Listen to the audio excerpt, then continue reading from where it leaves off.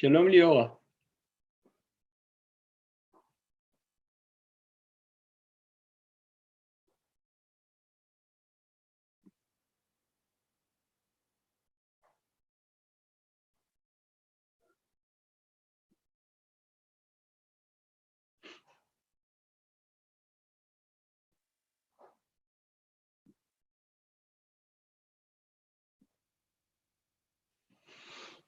היי אדואר, בוקר טוב. היי כולם. היי, בוקר טוב. איזה תמונה יפה יש לך, עם הבודה מאחורה, מקסים. תודה. בחרתי אותה במיוחד. איך עושים את זה? תגלו לי. לא קשה, ממש לא. תראי, יש לך למטה אייקון של מצלמה, בצד שמאל ליד המיוט, ליד המיקרופון למטה בצד שמאל. אצלי זה שונה, כי זה אייפד קטן כזה. אוקיי, אז יש לך אייקון של מצלמה. אני יכולה להגיד בקשר לאייפון, או לאייפד, כי יש לי גם, אם זה יעזור. מצד ימין של המצלמה יש חץ, וכשפותחים אותו כתוב שאפשר לעשות virtual background, או שיש 3 נקודות למעלה, וזה נותן את אותה אפשרות. טוב, אני אנסה אחר כך, תודה, אני אנסה אחר כך. כתוב לי share screen. את יכולה לצלצל אליי, או לכתוב לי, אני אשלח לך בחזרה הוראות. תודה. ממש לי בעיה. חשוב מאוד. כן, זה עושה כיף בחיים, מה יכול להיות? בטח. אבל הדגלים שלך למעלה הם גם יפים. זה גם לא רע, את אומרת. זה מצוין אפילו. לא רע. בוקר טוב לכולם, זו ורדה. בוקר טוב. אני מצטערת, אני בדרך, באוטובוסים ואימא וכולי, אז אני לא אוכל לתת תמונה אישית, אחרת תתבלבלו לגמרי. ביי ביי. ביי. היי, מה ילס? הפתעה מהודו. כיף לראות את שמך.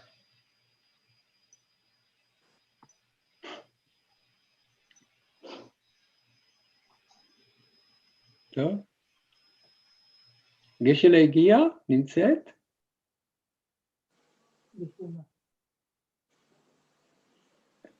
את המורה? כן. עוד לא? שמה נמצאת? מי? המורה? עוד לא? לא. אני חושב שיש לה בעיה להיכנס, אני כתב איתה שנייה. אוקיי. צריך לשפשף את הטיבטני. אחרי היפנית. אחרי היפנית, כן, טוב. יפנית זה יהיה סנסי סמאר.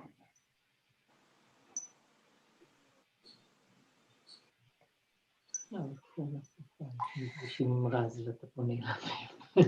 כן.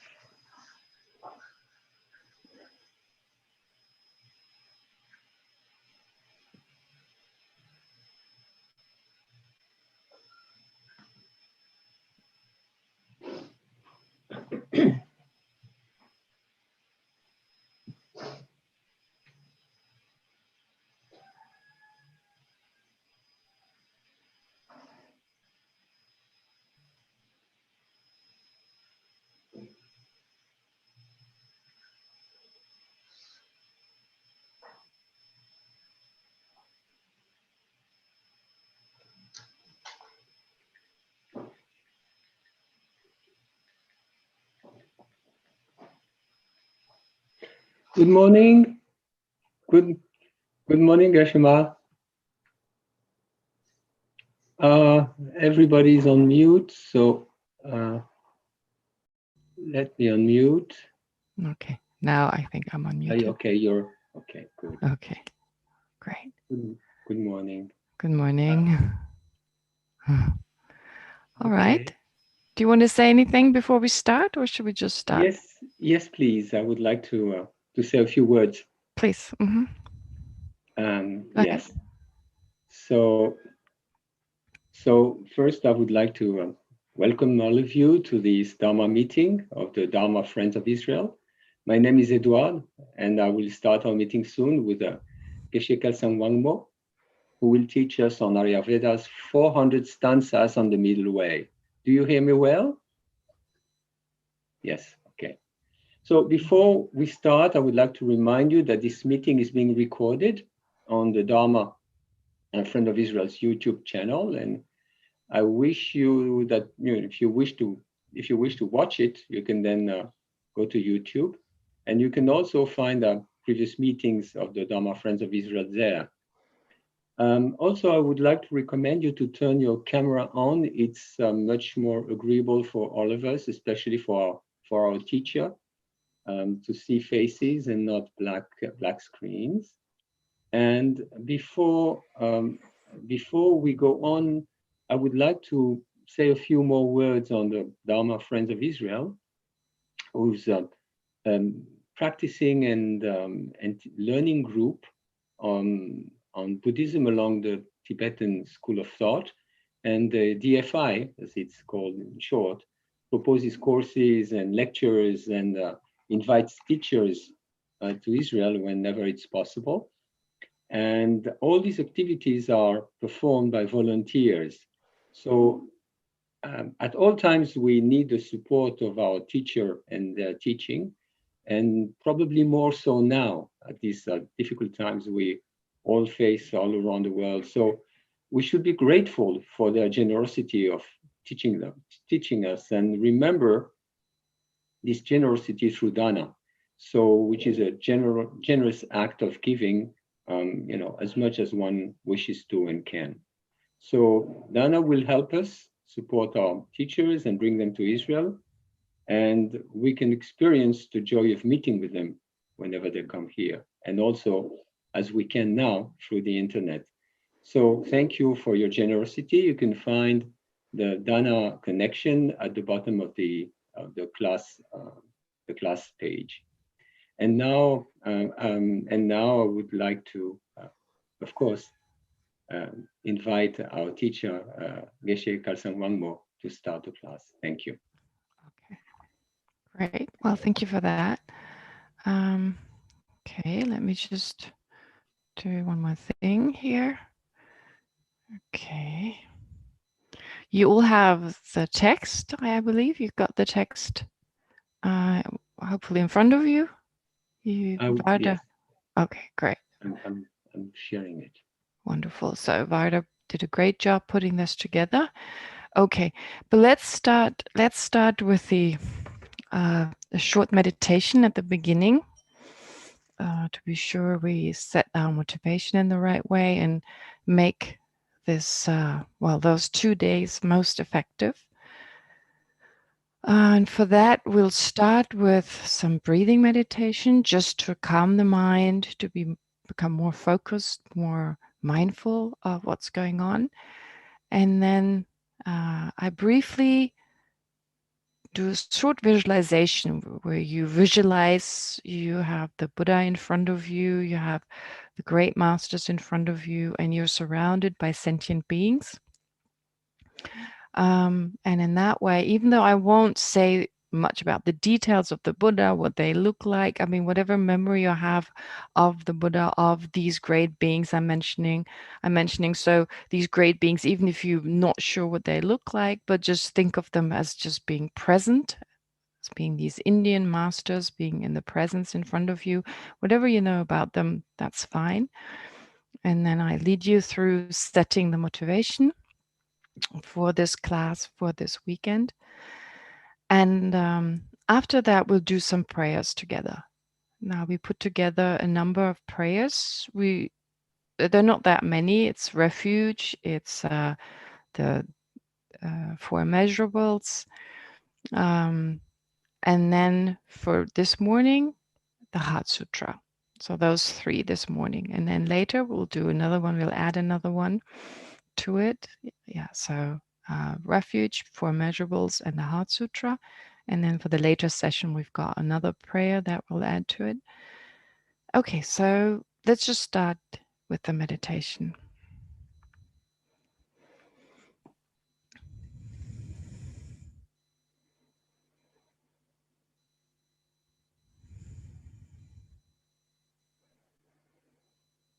Just be mindful of your breathing.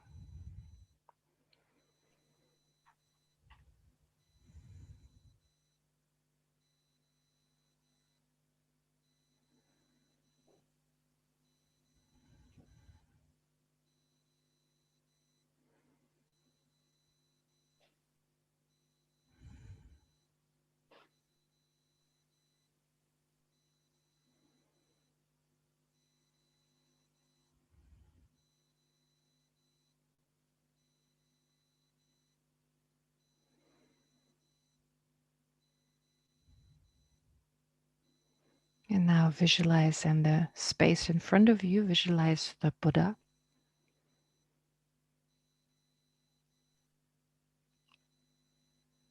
Who manifests in the form of a fully ordained monk.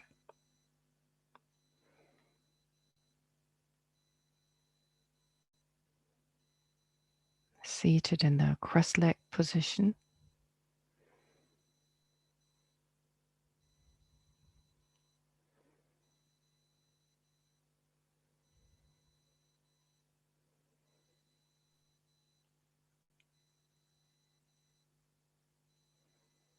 Gazing at you with his great wisdom and compassion.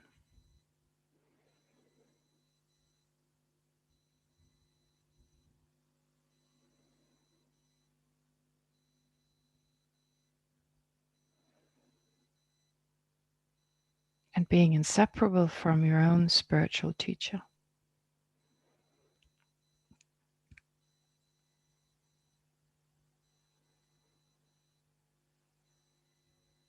And the Buddha is surrounded by the great Indian masters like Nagarjuna, Aryadeva, who's the author of the text we're studying together here.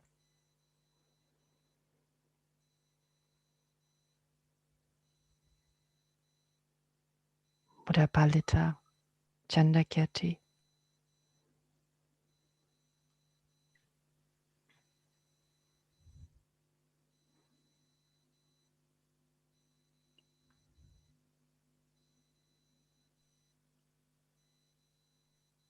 So just visualize all these great masters who came after the Buddha, whose works we are still studying.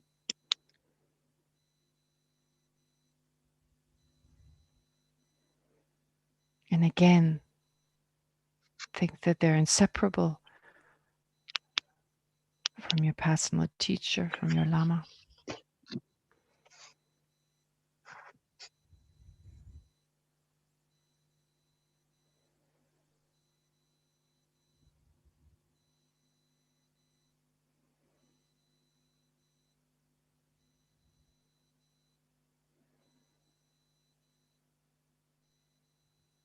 And then surrounding those great beings in the space in front of you,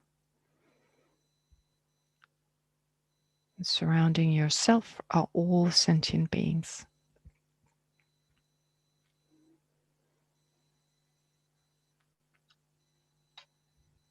Quietly seated around you.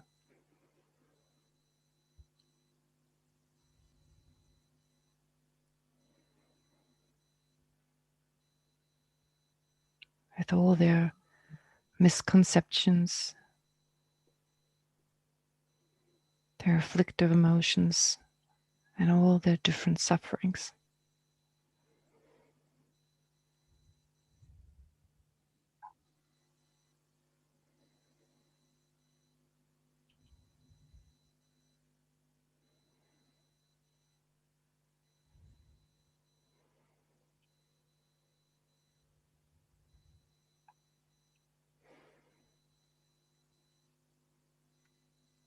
Now think that I have the opportunity here. I've met the Dharma.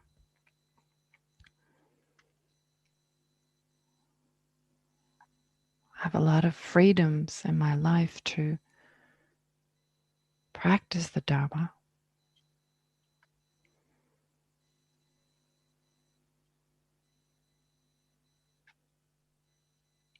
And so I'm determined to become a fully enlightened Buddha for the welfare of all sentient beings.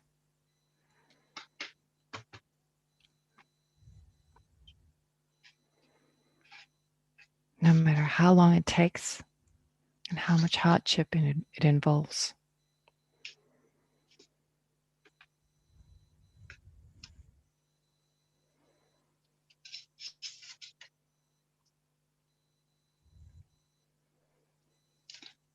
And may this session today and those coming 2 days, may they become one of the causes for me to attain the enlightened state of a Buddha.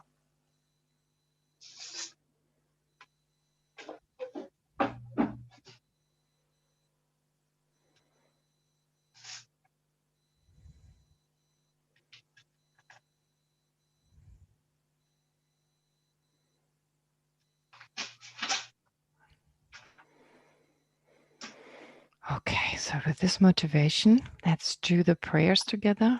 And someone's got their microphone unmuted.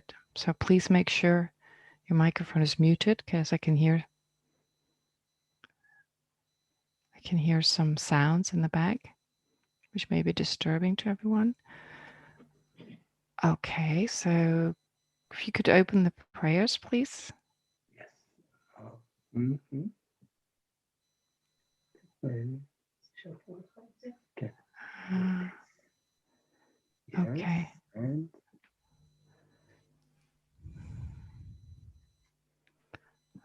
sorry. It's okay. Take your time. That's all right. Too many screens open. It's okay. Sorry. New prayers. No, Here it's we okay. go. Okay. Yes. And Great. can you? Okay. Can you? Is it shared? Yes, I can see it. I don't know about everyone else. Yes, we can see it. Okay. Right. Okay, perfect. So let's just go up to the. Good. That's it. Thank you. So then again, with the motivation we generated a few moments ago, holding on to this, and then we take refuge and strengthen the mind of enlightenment that we just generated. I take refuge until I'm enlightened in the Buddhas, the Dharma, and the Supreme Assembly. By the positive accumulation I gather by listening to the Dharma, may I attain Buddhahood in order to benefit all sentient beings. I take refuge until I'm enlightened to the Buddhas, the Dharma, and the Supreme Assembly. By the positive accumulation I gather by listening to the Dharma, may I attain Buddhahood in order to benefit all sentient beings. I take refuge until I'm enlightened in the Buddhas, the Dharma, and the Supreme Assembly. By the positive accumulation I gather by listening to the Dharma, may I attain Buddhahood in order to benefit all sentient beings. And next are the 4 immeasurables. So for this prayer, we'll take a moment after each line to reflect on the meaning of these lines. Again, having generated bodhicitta, so now focusing on our goal, on the goal of happiness and so forth of sentient beings. May all sentient beings have happiness and the causes of happiness.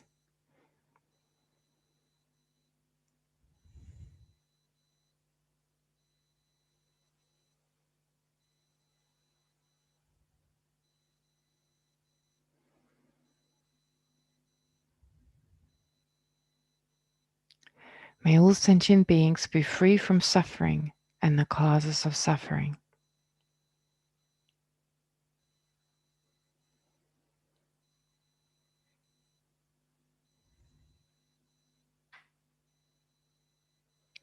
May all sentient beings never be separated from happiness that is free from suffering.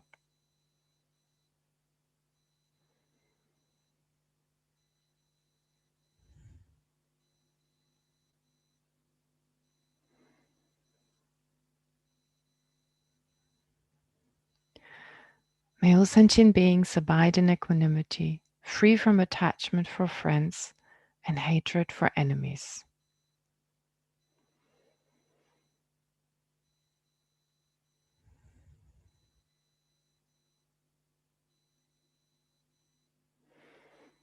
Okay, and then we'll speak the Heart Sutra.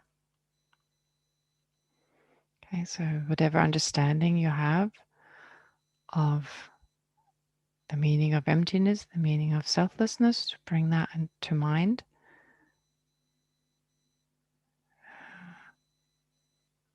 Do we have the Heart Sutra in there? No, maybe we don't have the Heart Sutra. Page 4. Eduardo, Page this is 4. in the course. Yes, thank you. Okay. There it is. Very good. Okay. So you still have the Buddha in front of you.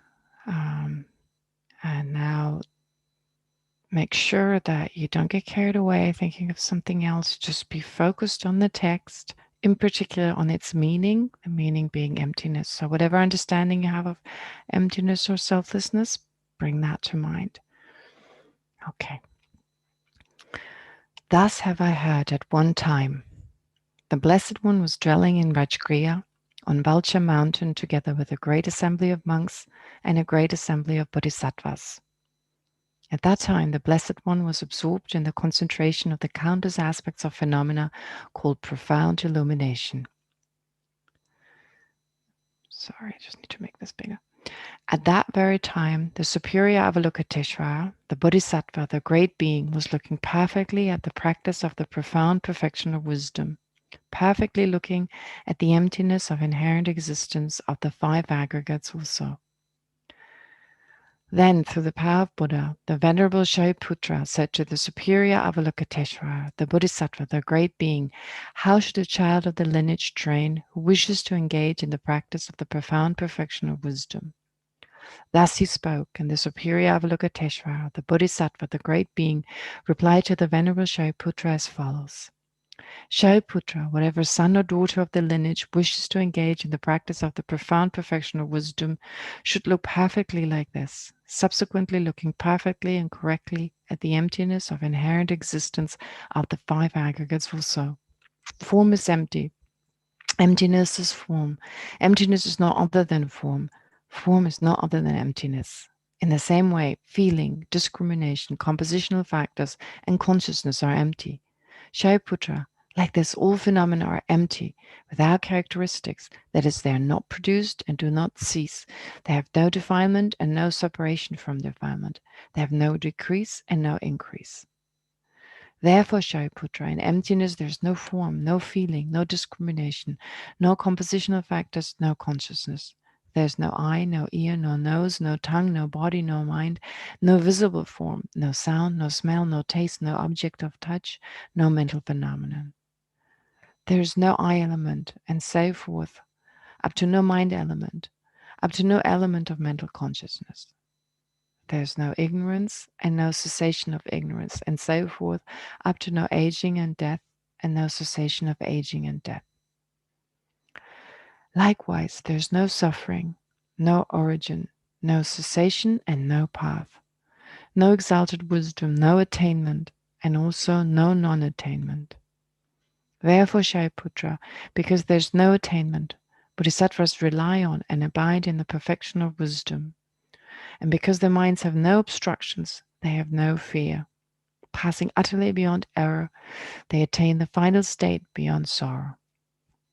All the Buddhas who reside in the three times by relying upon the perfection of wisdom become manifest and complete Buddhas in the state of unsurpassed, perfect, and complete enlightenment.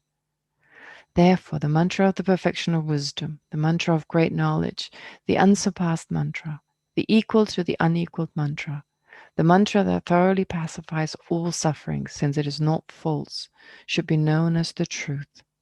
The mantra of the perfection of wisdom is proclaimed, Tayata Gata Gata Paragata Parasamgata Buddhi Soha.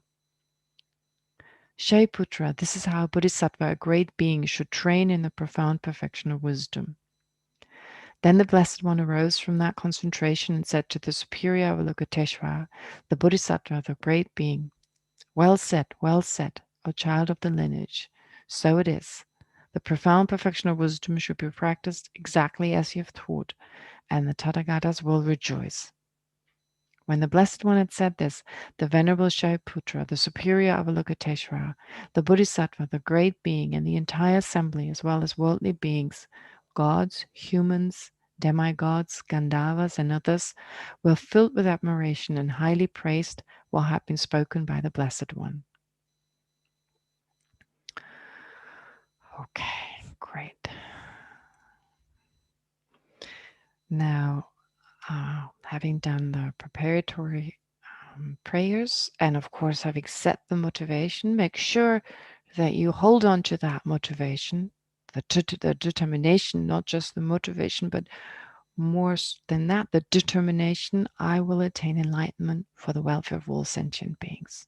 So to hold on to it to the best of our ability. And then, of course, start Ayadeva's incredible text, the 400 verses. 400 verses on the middle way, as they're also called. We're so fortunate to have this beautiful text available, well, prepared by Geshe Sonam Rinchen and Ruth Sonam. And well, I don't know whether you have the book, but if you have it, well, it's a true treasure in that. It's so beautifully written. It's a very good translation. And it's extremely comprehensive. It gives you a very good sense of, well, the text in Tibetan.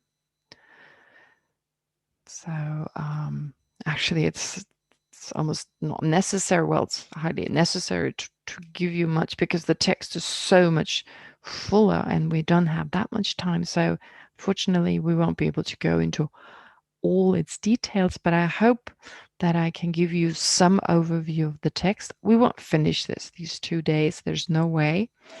We'll go as far as we can.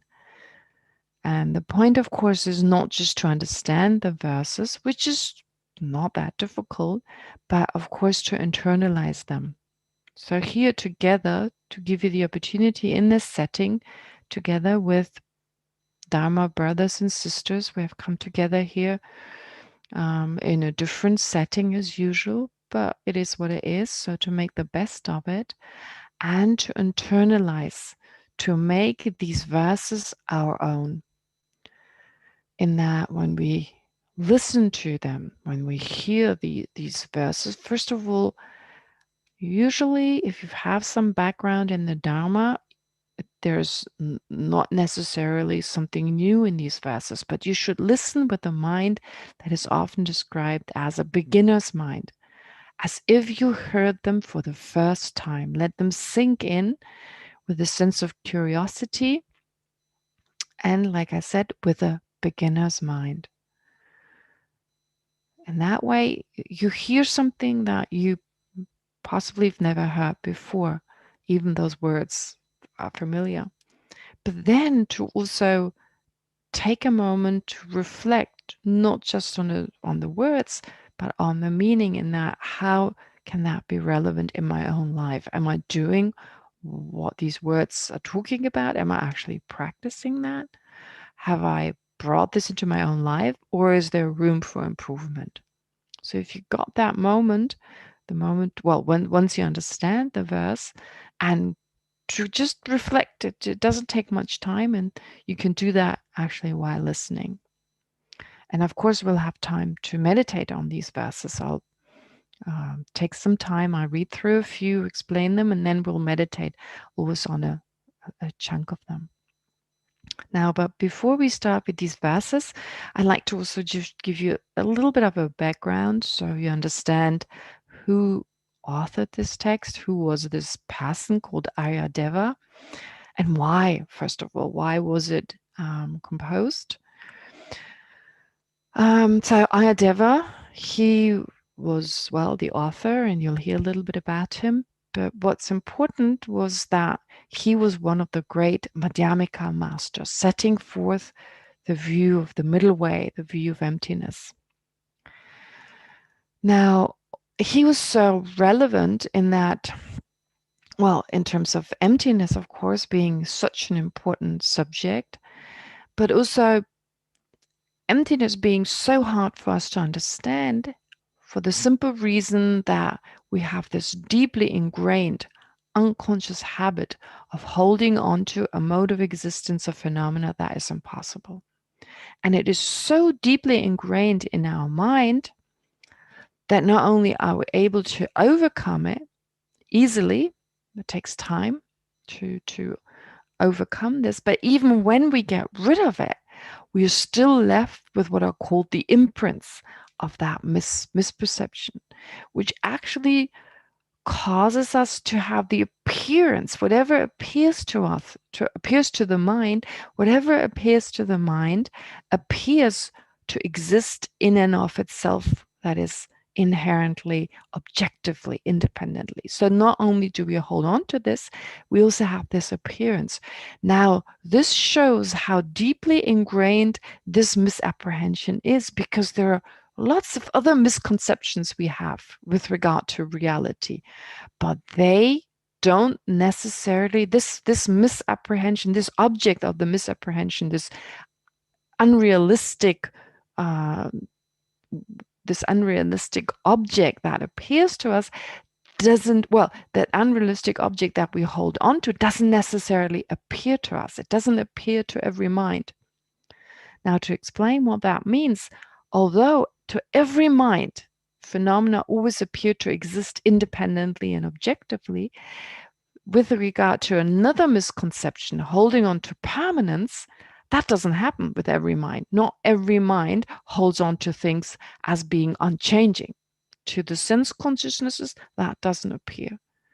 However, inherent existence does appear. So it's much deeper ingrained in our mind. And then there are other misconceptions we have on a daily basis. We perceive possibly, the classical example is like a white snow mountain. We perceive that to be blue or red, depending on the light.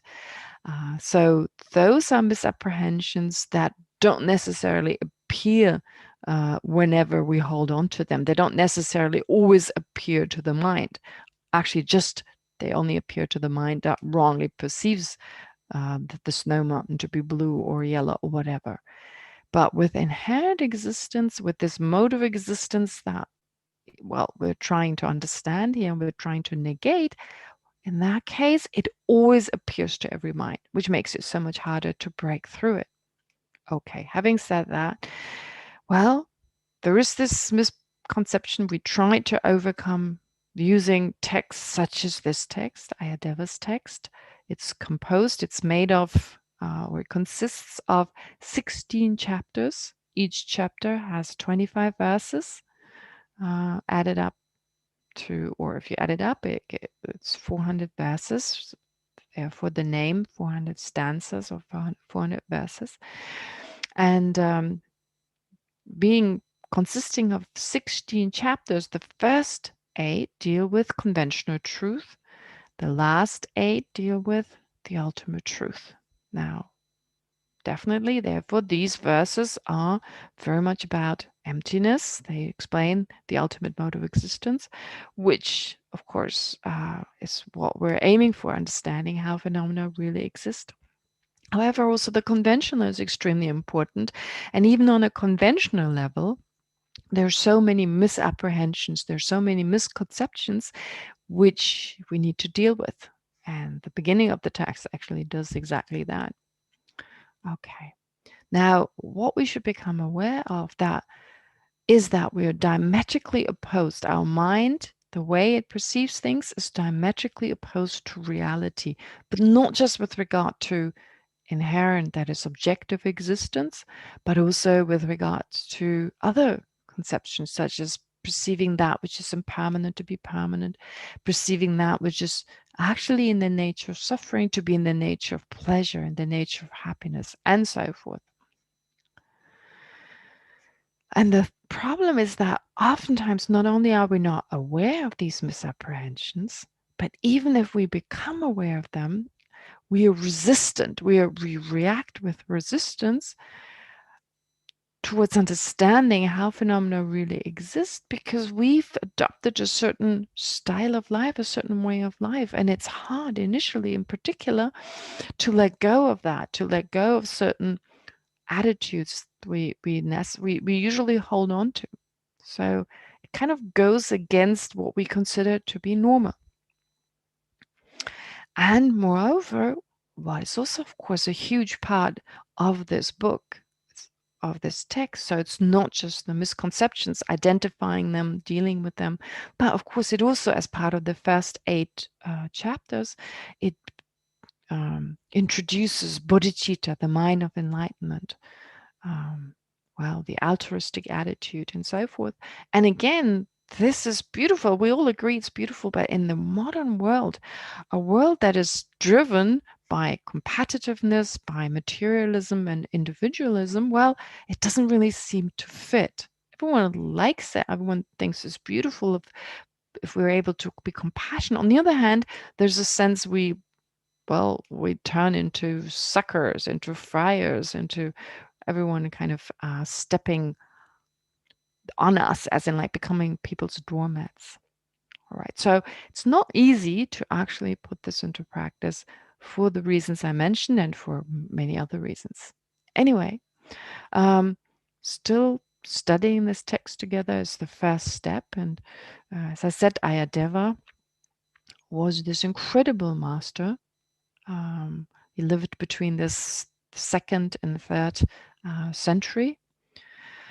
Was born, and there are different descriptions of his life. The Tibetans, there are 2 great historians. There was someone called Bhutan Rinchen Drup, who was a Sakya master. A Sakya master lived around the 13th century, and then a little later there was someone called Taranatha. He had a Sanskrit name. He gave himself the Sanskrit name because he had great knowledge of Sanskrit, lived around the 16th century, which was quite unusual around that time for Tibetans. He was a Tibetan to have knowledge of Sanskrit, and he was a Lama of the Jonangpa tradition. He's also considered to be, well, a remarkable scholar. He was a prolific writer. And he was known for his work, History of Buddhism in Tibet, which has been translated into English. The Bhutan Rinchen Drup, who I mentioned earlier, the Sakya master, he was also a great historian, possibly Tibet's most famous historian. Anyway, so they both reported on Aryadeva. They talked about Aryadeva. The versions are slightly different. Rinchen Drup's version was maybe a little bit more fantastic, maybe a little bit more, well, fanciful, a little bit more, well, unrealistic. I don't know, unrealistic, it's hard to say, but he talked about, he mentioned that Aryadeva was born from a lotus, while Taranatha's version was slightly different. He talked about, well, being born as a son of a king, and that's usually the version that's all told, I guess. Anyway, so he was born, well, nowadays Sri Lanka. They say he was born on that island, and he gave up the throne. He wasn't interested in following after his father, as in becoming a king. Instead, he chose the life of a monk. He became a monk, and he received his Dharma education in Sri Lanka in a monastery, and eventually traveled to India. He crossed the ocean to come to India. His Holiness, for instance, in his praise to the 17 Nalanda masters, talks of Aryadeva crossing the ocean of Buddhist and non-Buddhist tenet systems, as in like he did actually literally cross the ocean to come to India, and he was greatly learned in terms of the Buddhist and non-Buddhist systems. So, which he learned when he met Nagarjuna in India. He became a great scholar. His understanding was incredible, and being with Nagarjuna, being one of his closest disciples, that's what he's also known for. He was such a wonderful disciple. And anyway, the story goes that at the time you had this wonderful Nalanda University, this monastic university in India, which was the first university ever in the world, as in like a seat of learnings existing in that way. It was unique at the time. Anyway, so at that time it was, well, a lot of Buddhists lived there, but also non-Buddhists. And there was a time when it was customary if a teacher debated with another teacher. So this was not on a daily basis, but there were special events when different teachers from different traditions would agree to debate with each other. And when such an agreement was, when they had both agreed, both parties, then the victor, the person who won the debate, in terms of this, well, logical kind of debate, when the person who won the debate, they had, like everyone else who lost, those who lost had to convert to the spiritual system of the person who had won the debate. So usually there were teachers with disciples, and also the disciples, they converted to this particular spiritual system. I'm not sure they all did actually, well, agree to that, and they all went according to this custom. But anyways, that's how it's that's how the story goes. And at the time when Aryadeva was with Nagarjuna, there was a particular non-Buddhist master. Usually he's described as Vajgosha. So he was a follower, Ashvagosha, yeah.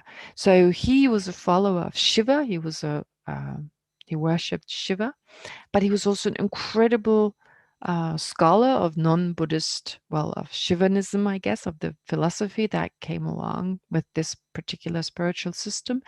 And he had debated with great many scholars and had won the debates. He was practically invincible when it came to his debating skills. And he had come to Nalanda and now challenged the monks there. And to make it short, they asked for Nagarjuna to come, and Nagarjuna instead decided to send Aryadeva in his place to debate, because he knew he was ready, he knew he was able to debate with Ashvagosha. And before that, they actually practiced for 7 days. I remember our teacher used to tell us this story.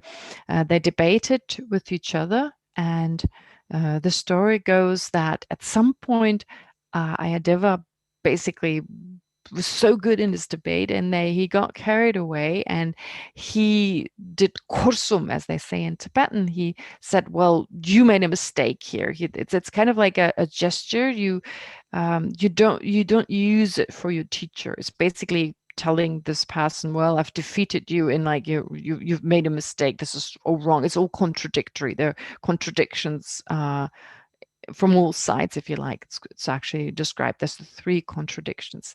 Anyway, that was seen as very inauspicious. Even nowadays, you would not, when your teacher says something and you don't agree, you would never say kursum. Like, it literally means 3 circles or 3 contradictions, or yeah, 3-fold contradiction, if you like. So you wouldn't say that. And he did with Nagarjuna. And therefore, it is said that actually reduced his merit. And when he set out to debate with this Nalanda, with this person who had come to Nalanda, well, he met this woman on the way who was some kind of, well, black magic kind of person. She needed to kind of create a potion, and for that she needed the eye of a learned master. And she kind of pretended she needed the eye to use because she was blind, etc. And she was able to get, because of Ayadeva's great compassion, was able to get the eye. However, Aryadeva, well, first of all, he had he was disrespectful towards his teacher. And on top of that, after he had given the eye and he had walked away, he had given this eye to this woman, and he walked away, he turned around and saw she smashed the eye actually to make the potion.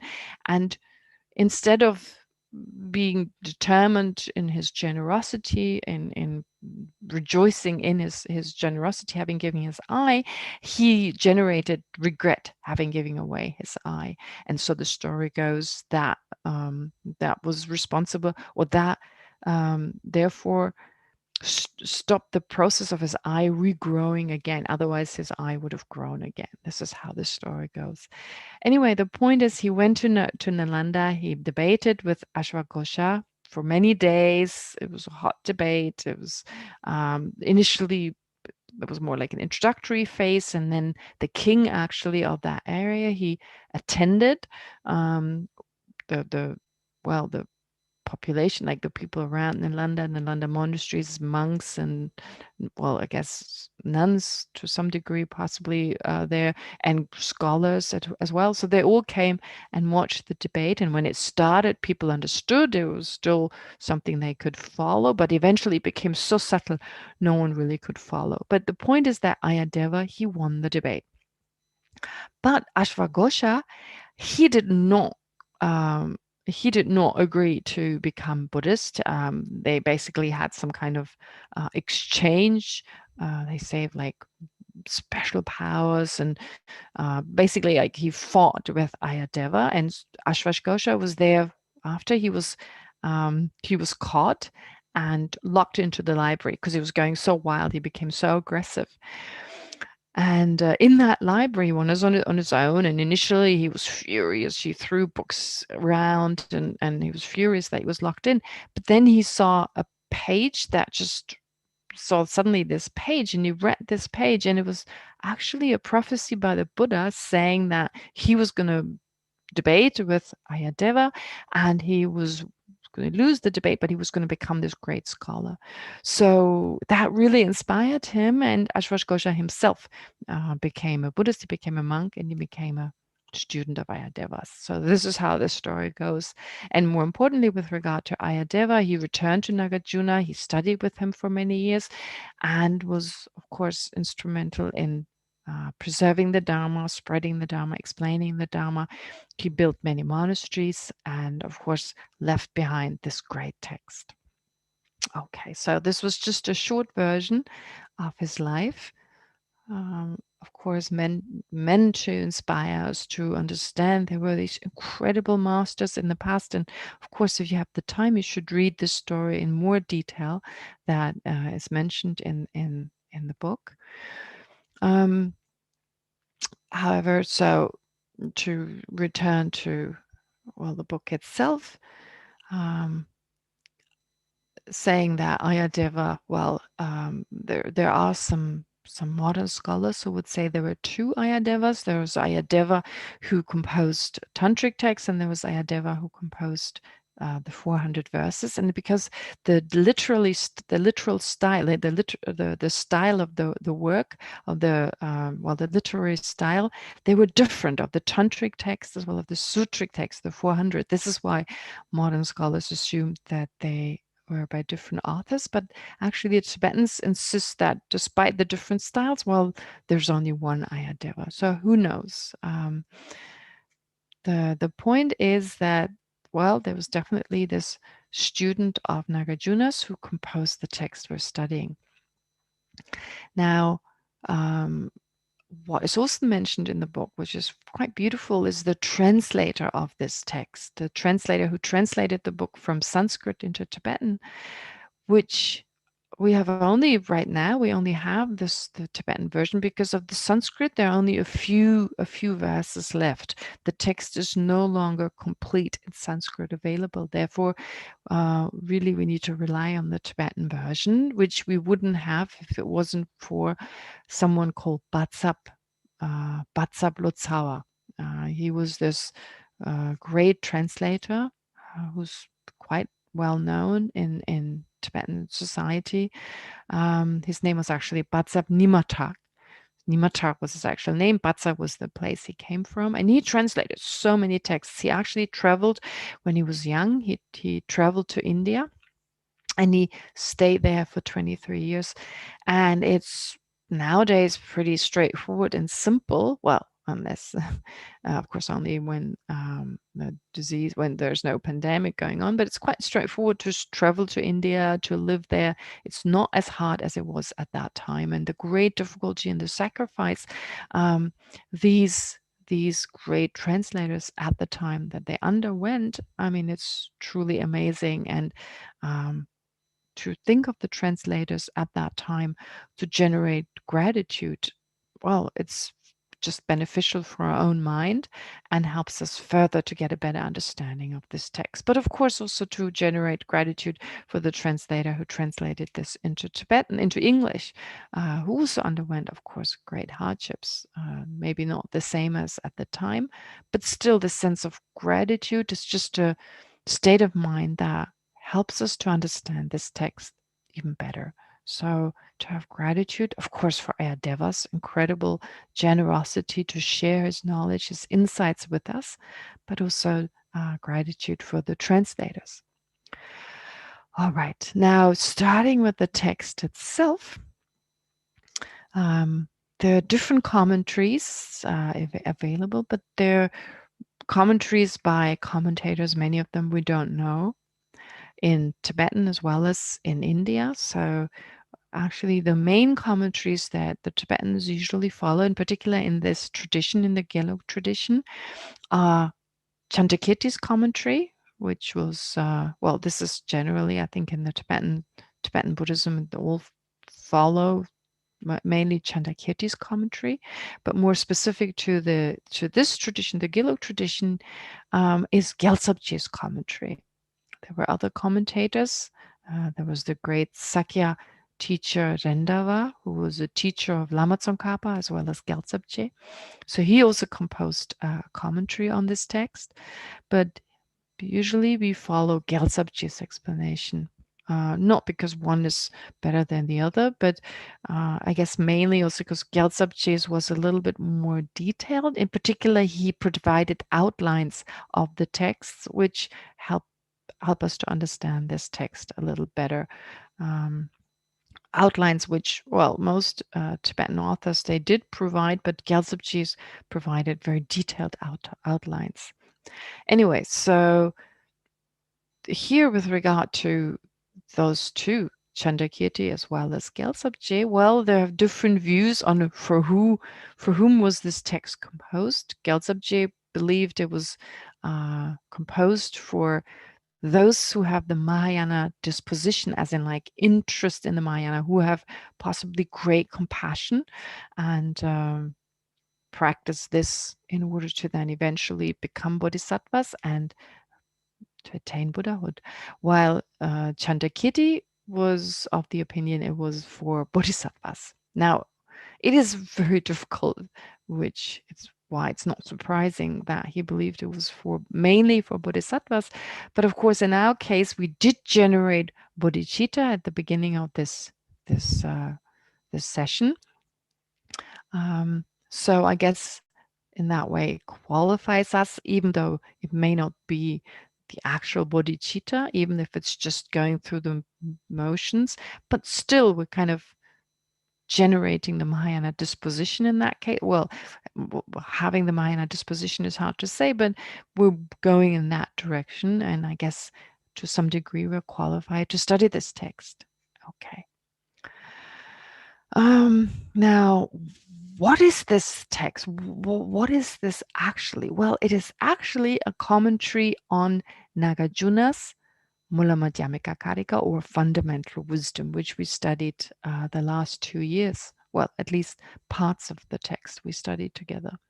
Now, this, of course, Nagarjuna's Mula Madhyamika Karika, or fundamental wisdom, is the most essential text when it comes to emptiness, when it comes to selflessness. It explains selflessness, emptiness in great detail.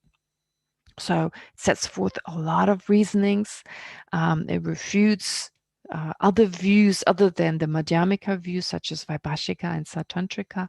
It doesn't specify, it doesn't particular, it doesn't talk of Prasangika as much as of Madhyamika in general. It's considered to be, of course, from the point of view of the Prasangika, but it's not clear from the text itself.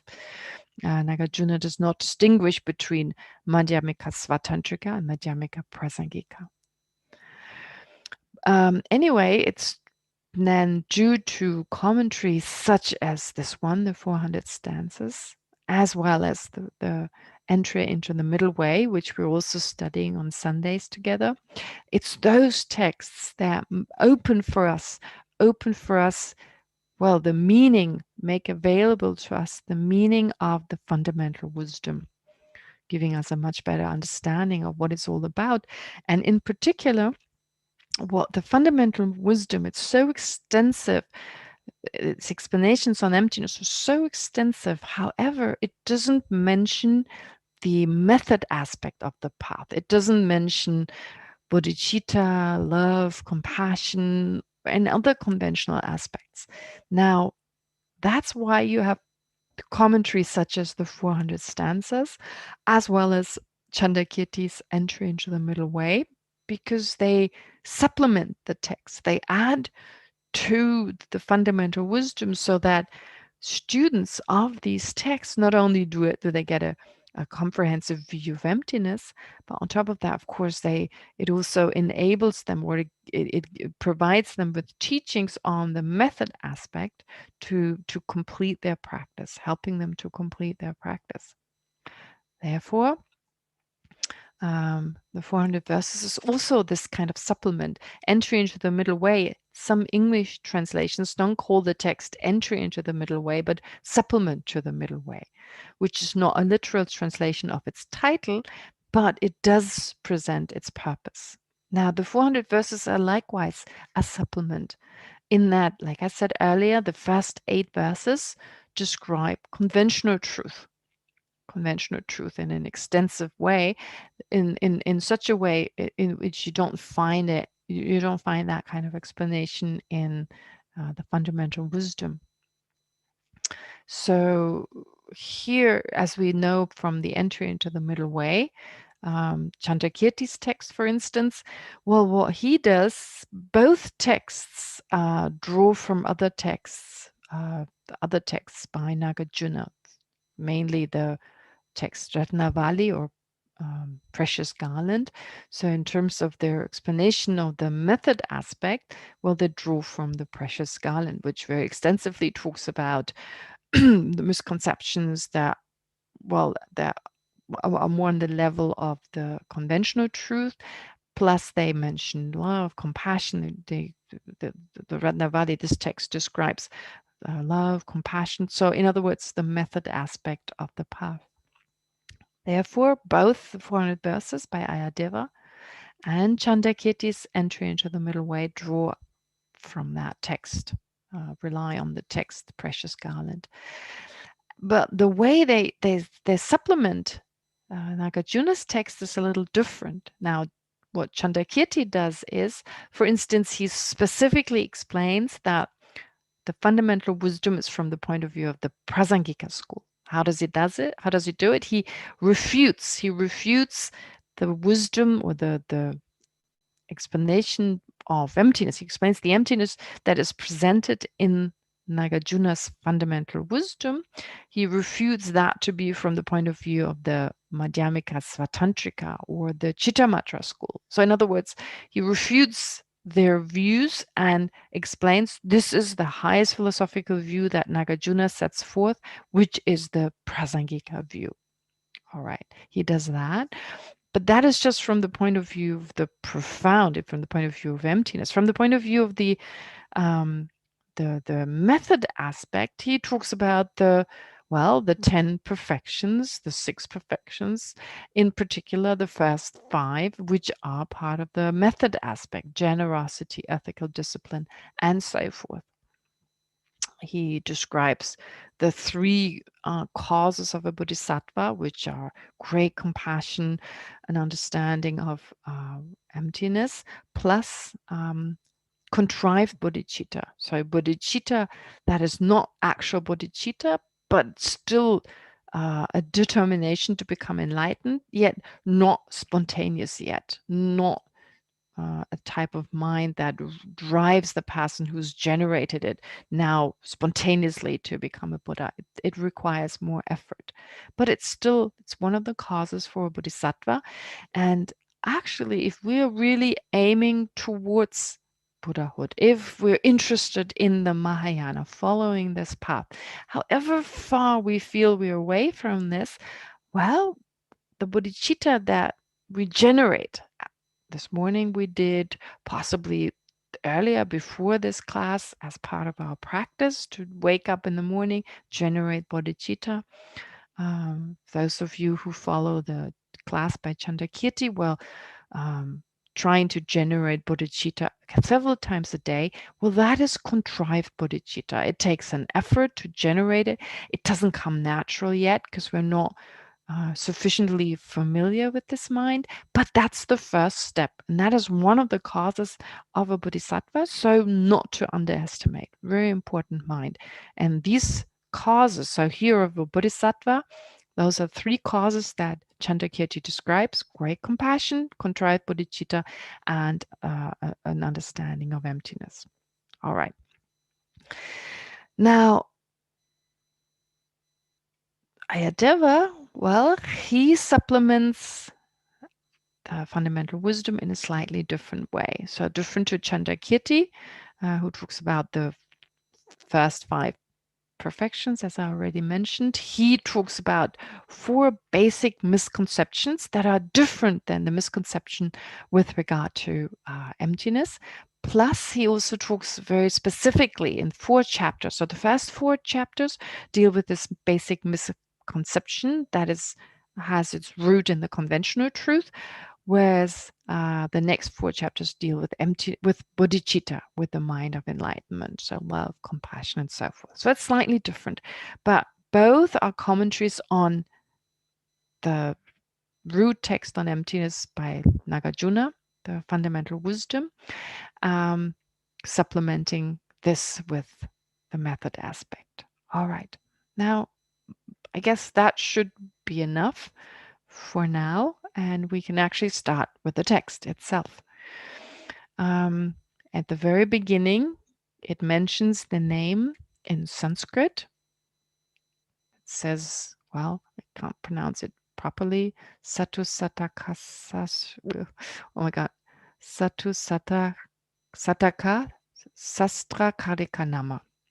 Okay, so this Satu Sataka means 400. Sastra or Shastra means treatise. Karika means verse, and Nama means called. So in other words, this is a treatise called the 400 stanzas. Yeah, if you go further down, if you further a little bit down, it will have the beginning. That's the content. Oh, there it is. There it was just now. Yep. A little back. Okay, there it is in Sanskrit, the title. In Tibetan, the title is given.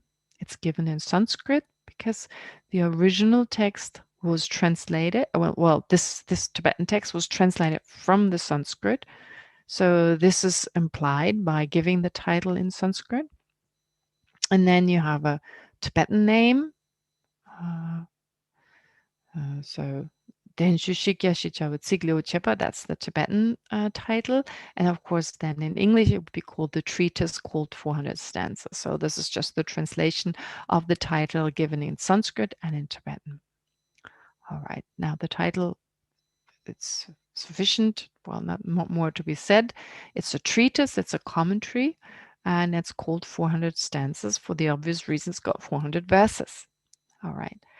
50 chapters of 25 verses each, 16 chapters, I said already, well, added up to 400 verses. Adding it up, it becomes 400 verses. Now, I want to say Varda did a beautiful job putting this together. So lovely. It's done really well. Making it possible for us to, of course, read it together, but also permission was given by Ruth Sonam. Gila very kindly asked her that we could use her text, and she very graciously agreed. And as I said, she did an incredible job. It's really well done, well, beautiful English, very well written. On top of it, very well translated, great translation. So we're very fortunate to have her translation. All right, so to start with the text itself, it's the first chapter. We're now reading the first chapter, which is abandoning belief in permanence. Okay, now belief in permanence here, it's dealing with, or it's explaining, setting forth impermanence, however, not impermanence on the subtlest level, but on the coarser level. And that is the first misconception we're dealing with, our sense of permanence, which has this very subtle level, of course, that we don't realize things are changing all the time.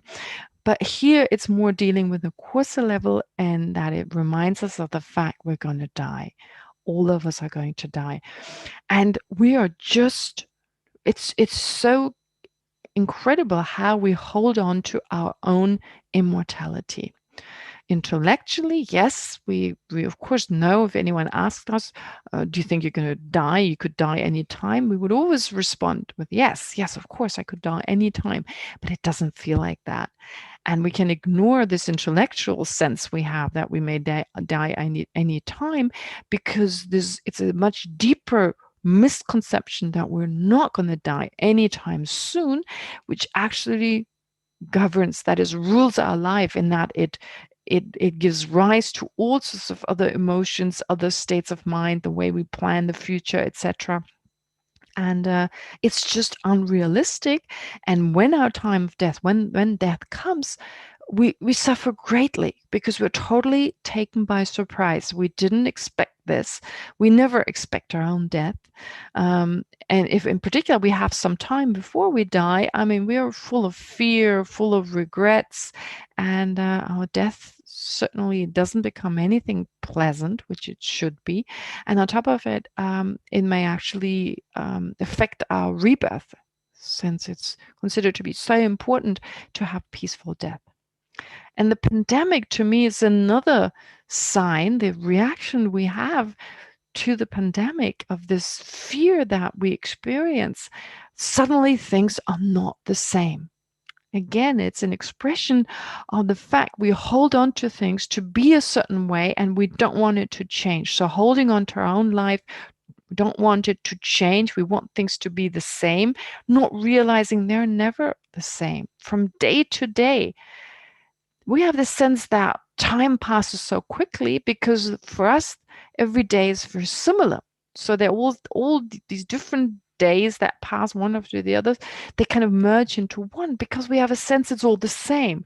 We don't realize that each day is individually very different. From second to second, from moment to moment, things are very different. Now, this is a subtler level of impermanence, which is not even mentioned here, but which is, of course, the basis for the fact that things change in a way in which we can actually notice. Changes such as suddenly there is a disease that wasn't there before. That's a coarser type of change.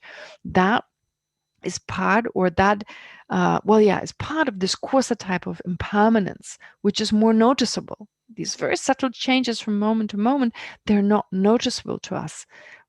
To some degree, maybe we're more familiar with them, or if you look into, like, if you look through a microscope, like an atomic, I think it's called, like, microscope, where you can actually observe like subtle particles moving about. Well, in that case, you actually realize, you can actually see with your own eyes this constant change of just the physical aspects of this world, these subtle particles in this case. So you can observe this. But again, that's just an observation. Whether this becomes part of our own psyche, it's a different matter. So becoming aware on the level of the mental consciousness, not the sense consciousness, but on the mental consciousness, to such a degree that it's a deeper type of mind that actually affects our daily actions. Now, as I said, that is a deeper level, deeper than the level described here. But the level described here in the same way, well, we're not aware of that. We're not really in touch with our own impending death, in particular with the fact we could die anytime. So the first verse here, it talks about death, our fear of death. Well, our fear of death is actually a symptom for the strength of our attachment and of our holding on to permanence. Now, here, the first verse, it says, if those whose Lord is death himself. Now, this sounds quite peculiar to us, like a Lord of death, the Lord of death is mentioned here, whose Lord is death himself. So oftentimes it's referred to the Lord of death. Why is it called that? Is death actually a living being, a Lord or anything? No, it's just a way of referring to death. Why? Because death is like a powerful person, the most powerful person who can strip us of, well, our own life. I mean, a person who, like a person who could literally at any time kind of kill us, take away our most prized possession, which is our own life, which we consider to be our own life. So actually our mind, of course, is another prized possession, and that cannot be taken away from us even when we die. And of course, all the positive potential that we've accumulated, that is also with us. However, usually we consider our life to be the most prized possession, and that can be taken away by death, and therefore it's described as the Lord of Death, which is being so powerful. So ruler of the three worlds, in the sense of, well, Lord of Death himself in the sense could take away our life anytime. Ruler of the three worlds, more powerful than ordinary rulers, which can take away, well, they can also, of course, take away our own life. However, when death comes, there's nothing we can do. Other rulers, well, we may be able to avoid them. When death comes, there's nothing we can do. We just have to give up our life. Therefore, described as ruler of the three worlds. Here, three worlds is just three realms of existence. So the realm we exist in, the desire realm, and there's the form realm and the formless realm. Unfortunately, there's not enough time to explain them, but basically just the rulers of our existence, in other words, without a master. So no one rules death in that way, although, well, we could say it's our karmic imprints. But in that way, actually, well, if our karmic imprints have ripened, then death will be there, and there's nothing else that controls death. Sleep soundly like true vanquishers. What could be more improper? So we're not aware of death. We sleep soundly as if we'd overcome death. Of course, it's possible to overcome. It's possible to overcome the situation we're in right now. I mean, we're faced by a life. We live a life in which we have certain control, of course, but very little control with regard to the moment of death, when we're going to die, when we're going to get sick, when we're going to age. I mean, we just have no control over those factors, which are huge in our own life. They affect us greatly. We have very little control over this, and this we can learn to control it, in that we can, well, liberate our mind from the causes and conditions that give rise to the fact we are uncontrollably born, we are uncontrollably grow sick, we become sick, we grow old, and we die. So we can overcome this if we attain liberation, if we, in other words, remove the misconceptions that are responsible for us being in this situation. However, right now we're not in that situation. We sleep soundly. We're totally unaware of our own death, as if we had overcome samsara and we didn't have to worry about it. Didn't have to worry about being mortal. Okay, so what could be more improper? In other words, we ignore death all the time and we pretend we are mortal. That's what this text says. All right, then it goes on to say, second verse, those who are born only to die, okay, and whose nature is to be driven, appear to be in the act of dying, not in the act of living. Now, we may think, and Gyaltsab-Jayana's commentary, he kind of formulates this in some kind, like in a way of a conversation, in a way of a debate. Someone may say, well, but we were alive. Life is still there. Life is able to ward off death. Because we're alive, we don't die. And actually what Aryadeva says, well, but we were like a prisoner on death row.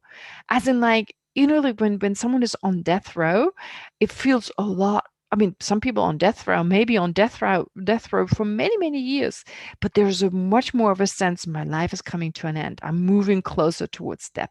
Well, we're like that. We're like a prisoner on death row because our life is waning from moment by moment. Our life is getting shorter. So we're basically racing towards our own death. And like I said initially, we've had these verses before. This part of the text we're probably not unfamiliar with. We've heard about death, but have we made these verses our own? Are we listening to them as if for the first time? And not just that, are we actually able to say, well, this is me. Oh gosh, it's me. This is exactly me. I'm sleeping soundly, like I've overcome death, and this is nothing that concerns me. I'm not going to die tomorrow because I have a lot of stuff planned. I'm really busy, so I won't die tomorrow. Am I that kind of person? So this is the time exactly. And what's so beautiful is that at least at this point of the text, it's not hugely difficult, so that we can pretty quickly go and make this part of our own life. Check. Am I doing this? There's this thing called death, and it could get to me anytime. In particular with this pandemic now, things can change from one day to the next. I mean, even just without dying, anything could be over the next day. I could lose my job. I could do this, that.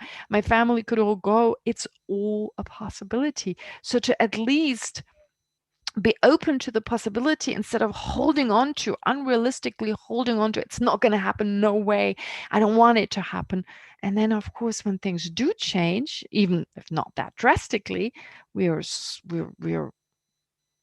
swept off our feet, as in like we're unable to cope, we get depressed, etc. To just be aware of reality, it's part of life. Things change and death can come anytime. So am I thinking I'm not going to die, I'm young, I'm strong, my life is going to ward off death? No, we shouldn't think along those lines. Why not? Well, because the moment we were born, we started racing towards our own death. Okay, so we're like prisoners on death row. Well, the thing is, it shouldn't depress us. I mean, we may feel, oh no, before I was happy and I didn't have to think about these things. And now I'm faced with this. I'm going to be faced with death anyway. And now I have to hear this on top of it. Might as well joy until the moment I die and not even think about it. But the thing is, the first time we hear this, the second time we hear this, for a few times, it sounds scary and we'll be upset. But the level of fear will never be the same as when we're caught unsurprised, when we're caught surprised at the time of death, when we're suddenly faced with our own death. And at that time, there's nothing we can do. There's very little we can do in preparation. Whereas right now, we possibly still have 30, 40 years ahead of us. And so time to prepare. And the beauty is we can learn to look forward to our own death. We can look forward to it and embrace it and be ready. And just recently, I was asked to do some prayers at the time of a person dying. He was elderly, yes, 80 years old, but he was still strong and his wife was strong and they were doing great things. And he was a very spiritual person. He was actually a Catholic priest, gave it up, but then was interested in all different kinds of religions. And he died. It took him a few weeks. He had cancer and his family was with him. His sons were there. His wife was there. And he was so happy to die. He had prepared.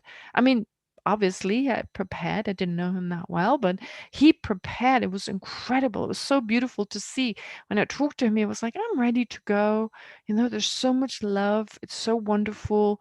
He had the sense like we're not really separate. He talked about these things. We're not really that separate the way it feels. And he was totally blissed out to his last day. And it was so interesting the way he died. He died on his favorite day. When we hear that the lamas die on special days, they always do actually. They never die on an insignificant day. It's very inspiring, and that just shows the level of control they actually have. In our case, I mean, I'm just going to die on an odd Wednesday or whatever, Tuesday or whatever. It's not going to be a special day because there's no control. But there are these special beings who have learned to die on a special day. I mean, they actually die on these auspicious days. And with this person, his name was Joe. We called him all Joe. It's not a particular German name, but his name was, they called him Joe. So when Joe died, it was so interesting. He took many days to die, as I said. And on the last day, his wife knew that was going to be the day. So they called me and asked me to do prayers, among many other people doing prayers, but they asked me. It's just nearby, and I kept thinking I need to get to the prayer, the King of Prayers, but I wanted to do a few other prayers before that. So I did this preparatory prayer, and then I thought, oh, I need to get to this King of Prayer. I mean, you should actually die during that time or after I at least said it. And I was just doing it already for a few minutes, and the message came, he had just passed away. So that was like, okay, could be a coincidence. I don't know. Of course, it probably was. But he also died on his favorite day, which is the Day of Saints, this All Saints Day, which he celebrated quite differently to other Christians. In like, he just appreciated all the great saints of all the different traditions who did so much for humankind. And it was also the anniversary of the day him and his wife founded a hospice for the dying. So it's like, wow, that was pretty impressive. All these days, and it was exactly that day he died. And he died so happily, so blissfully. So it was so inspiring for the whole village who basically took part in his own death. Now, we can be like that. We can be like that. You don't have to be a highly realized Lama, but we have to bring death into our own life. So it goes on to say in verse 3, you see the past as brief, yet see the future differently. To think both equal or unequal is clearly like a cry of fear. And again, this idea, this belief, oh yeah, what's in the past, that kind of passed pretty quickly, but life is still long. I still got a lot ahead of me. So there's no need to think about death. That's totally unrealistic because, of course, the most important part here is death is uncertain. There's no certainty as to when death is going to strike. Okay, I'm checking my watch just because I want to meditate on this. I spent a little bit longer on the introduction, so I apologize for the time it took up. But anyway, now we're here with the text, and we'll do a meditation shortly. But let me just go on a little bit longer. Okay, so it's not reasonable to think that life is long, to think that you see the past as brief, so the future is the opposite, it's long, you have a lot left. Or to think both equal, the past and the future. Oh, I've had so many years since I was born, I probably have the equal amount of years until I die, if not more. That is just wishful thinking. It is just nothing more than wishful thinking. Oh, I wish it was that way. It probably is, right? And then, as I said, definitely tomorrow, no, I've got a schedule full of appointments. I'm too busy to die tomorrow. I mean, that's how it often feels. I mean, it's not a rational type of thinking. And with describing these misconceptions, what I want you to do is check, do I have states of mind that I actually catch in the act? As in, like, think of your mind not as a solid entity that you can totally control. There are so many thoughts that happen on a subconscious level. Subconscious only because you've never been conscious of them. They're only subconscious as long as you're not aware of them. So it's part of Buddhist practice. And I call Buddhist practice the practice of Buddhist psychology, because everything in Buddhism is psychology. It's a method. It's a man-made religion. So are other religions from the Buddhist point of view. Ms. Holmes just talked about it a few days ago. They're made by man for man. Made by humans for humans. Okay, so Therefore, Buddhism is like that, and it offers techniques, first techniques to understand the mind, and thereafter techniques to work with the mind in the most effective way. And everything is psychology. Everything. So faith and devotion. We did this initially. We generated faith and devotion. I ask you to visualize these great beings who are one with your own teacher. Does that please your teacher? Well, it only pleases your teacher if it benefits you. And it benefits us, generating gratitude, generating faith. Those are mental states that just help us. They make our mind, they give us a type of peace of mind. They open our mind to other possibilities, and they're spiritually beneficial. That's why we generate them. Not because we're actually pleasing someone just because we have devotion in them, or that they feel good about themselves that someone devote. No, it's because it's good for us that our teachers are pleased with devotion, with generosity, and so forth. Now, if we keep that in mind, we can understand that everything that is taught as part of the Dharma, as part of Buddhist psychology, just meant to train our mind. And the first step is to become aware of the different subconscious kind of very quick thoughts that arise just in the middle of just doing something else. There's a thought, this, that, and so forth, to become aware of them. They are just part of our psychological makeup, in that we're made of all these thoughts that pop up one after the other. And some of them are misconceptions, and they rule our life. They determine, they are responsible for our emotions. They're responsible for our lack of control, and so forth. Which is why we need to become more aware. When am I catching myself having this thought? I'm not going to die tomorrow. I'm going to do this, and that's for sure. Right? There's no doubt in my mind. To become aware of that, become aware of my own sense of immortality. Okay, all right. Having said that, therefore, this here in verse 3, it's a very particular thought. The thought, I will die, but it's not going to be soon because I've had all this life already behind me. I'm definitely going to live just as long and possibly longer. All right, that's number 3. Now, it then goes on to say, verse number 4, since death is common to others too, you have no fear of it. Does jealousy cause suffering when only one is harmed? So what does that mean? Again, in Ayadeva's text, you find it beautifully explained, but without you having to read it for now, just to give you the explanation.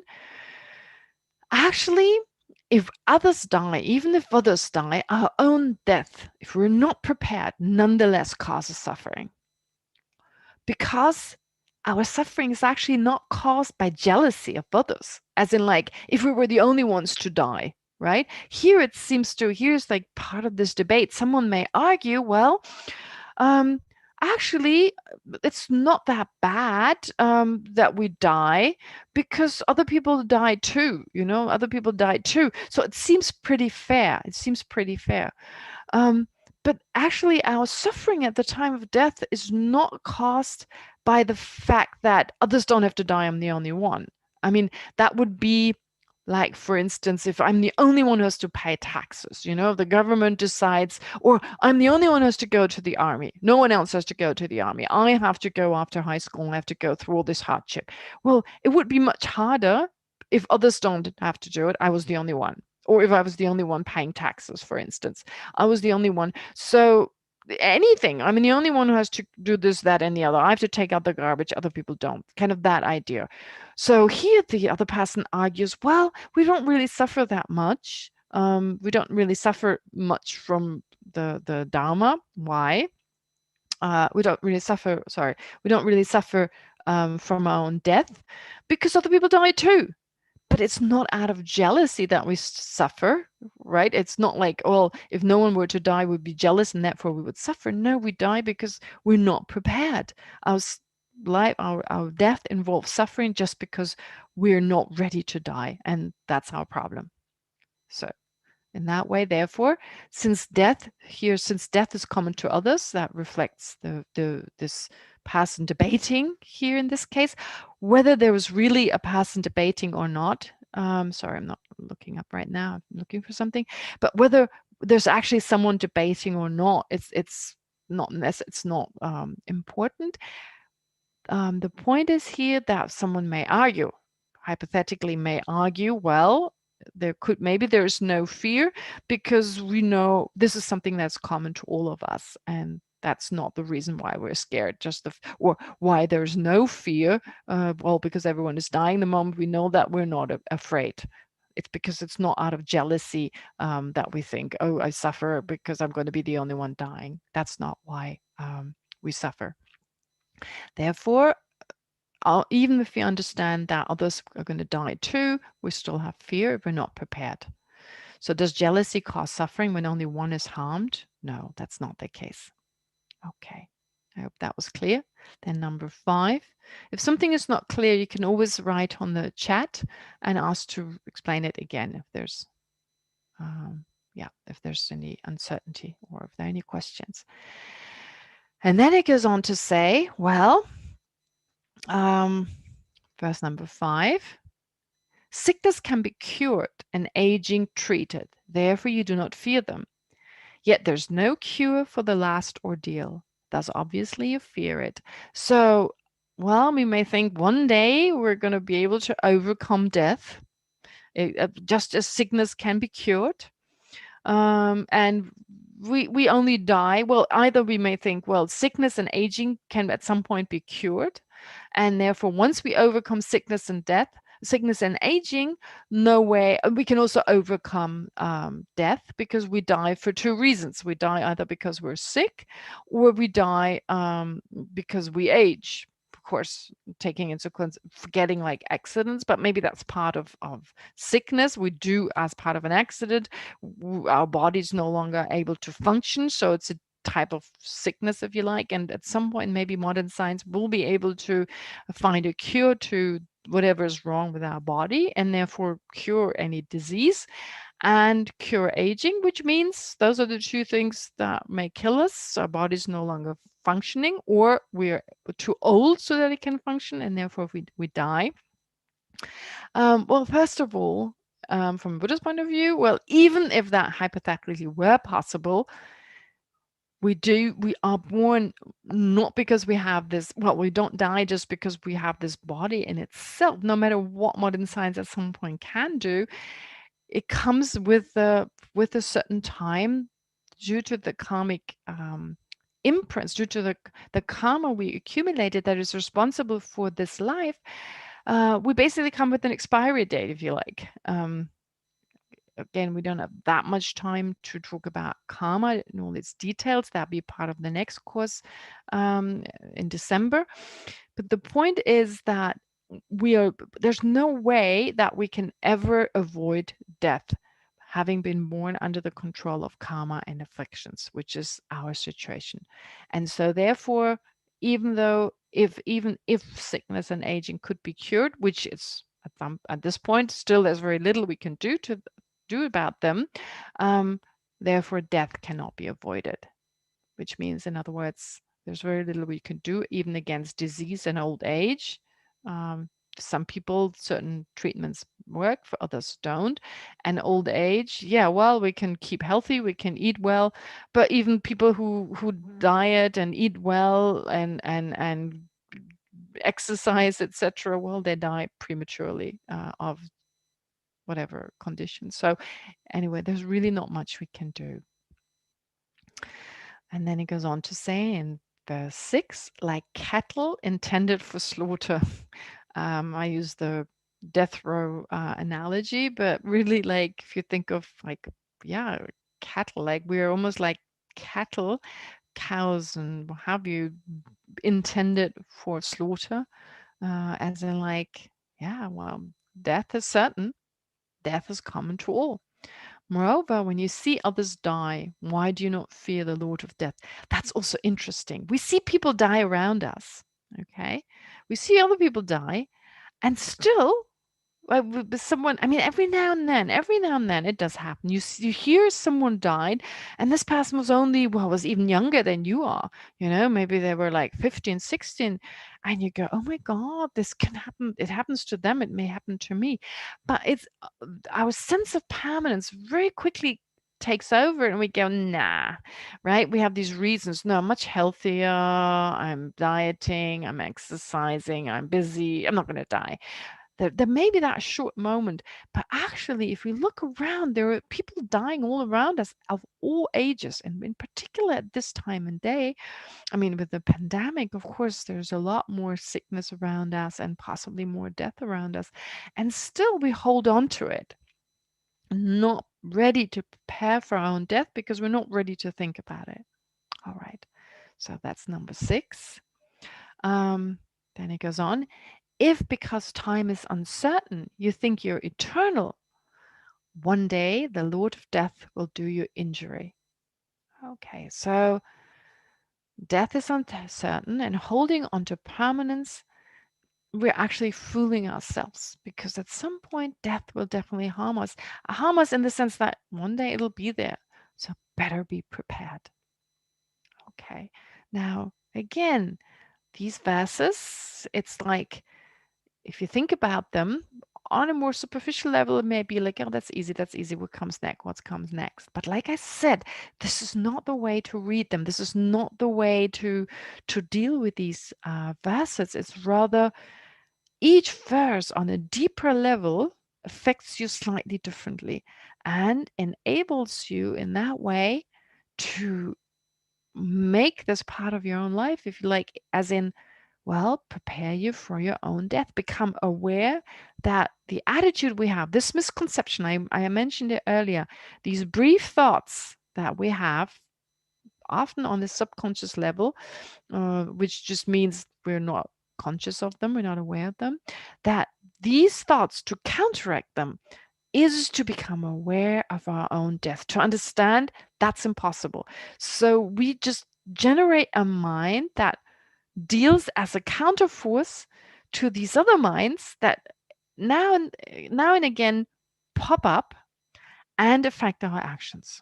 Okay, it's the classic example. If you believe there's something in your closet, there's a ghost in your closet. If you open the door and you understand there is no ghost in the closet, that wrong mind, that misconception that there's something in the cupboard, there's something to harm you, well, that goes away. The fear, the responding, well, the fear that arises due to that also goes away. So likewise here, this basic misapprehension that we're going to live forever, that is counteracted by the understanding, no, I'm not going to live forever. On even a subtle level, if we're able to really internalize the fact we can die anytime, not just on a superficial level, but on a deeper level, which we'll do together in meditation, then this other thought will no longer arise, or maybe less frequently, and in turn, these emotions that this thought gives rise to, they will also, these negative emotions, I'm going to die.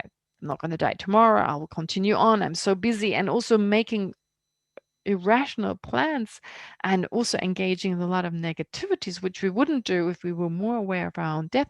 All this will not be possible any longer. Now, I cannot stress it strong enough. I cannot stress it enough. What, of course, is so important to not just keep everything on a superficial level, but to take it to a deeper level, well, as part of the meditation, but if you can, right away. As I said, hearing those verses as if you heard them for the first time. Secondly, right away, internalizing them. And so you were already doing what you usually do in the meditation. You're doing it already. And then your meditation will be more effective. Okay. Now, I think 6 is clear. Then 7, if you consider future goals. If you consider future goals, but not your waning life, who would call intelligent such selling of yourself?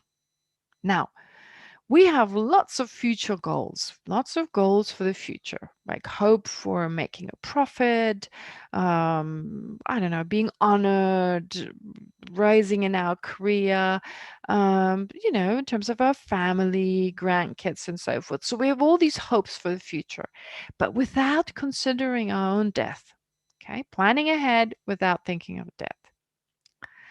That is totally unrealistic because our life, we need life for those goals. Like, no way, without being alive, these goals are useless. So the basis is really staying alive. So if we have all these goals, we're basically considering, of course, we consider it impossible to die because we have these hopes. We believe this is going to happen without knowing we're going to be alive as a basis for that. And with this attitude, we actually risk losing our own life in the endeavor to get what we want. Okay, so we may actually engage in actions that potentially harm us, which harm our own life. Okay, so in an extremist case would be we engage in risky behavior in order to get what we want, and this risky behavior is responsible for us not getting what we want because it actually shortens our own life. Now, this is not in all cases true. I mean, for instance, if you want to become this famous mountain climber and you climb up Mount Everest without good preparation because you're so greedy on doing this, well, you're risking your own life and you never get the honor you wanted because you have no life that is the basis for this honor. Okay, so this would be an extreme case, but a lot of the actions we engage in are negative actions out of this wish to gain, to have profit, to have honor, to have a good reputation, to have pleasant experiences, and so forth. Now, we engage in a lot of negative actions, and they can also affect our karma. They can affect even our life. A lot of anger. I mean, obviously, anger is very bad for the body. It creates chemicals in the body. It harms our immune system. So in that case, again, it's quite obvious how it can actually shorten our life. So any negative emotion, it harms us not just on the mental level, it harms us on a physical level. It can actually affect our health. Moreover, on a mental level, it may actually affect our karma and in that way also shorten our life. Therefore, if we consider only our future goals and we're not aware of our own death, so our expectations are not, our attachment towards these goals is lessened. We're more aware of our own waning life and death, and so we live a more virtuous life, less driven by attachment, arrogance, hatred, and so forth. Then we don't sell ourselves. We don't cause our own death. And then in verse 9, he goes on to read, why do you do all ill deeds, pledging yourself as security? Why do you engage in all these negative actions, in these harmful actions, pledging yourself as security? Of course, like the wise, you must be free of attachment to yourself. What does that mean? We sacrifice ourselves. That is, we sacrifice our well-being for small pleasures in this lifetime that cause us to engage in negativity. So we engage in negative actions, pledging ourselves, so sacrificing ourselves, basically giving up our own well-being. And so the only way out of this situation is to overcome our attachment. So like the wise ones, like the great practitioners, they overcome their attachment. So again, what are my attachments? Check on your own attachments to this life, attachment to my family, attachment. So please don't misunderstand. Getting rid of attachment for your family doesn't mean getting rid of your family. It doesn't mean getting rid of your love for your family. In fact, your love is much more effective, much purer, much more beneficial for everyone involved if there's less attachment.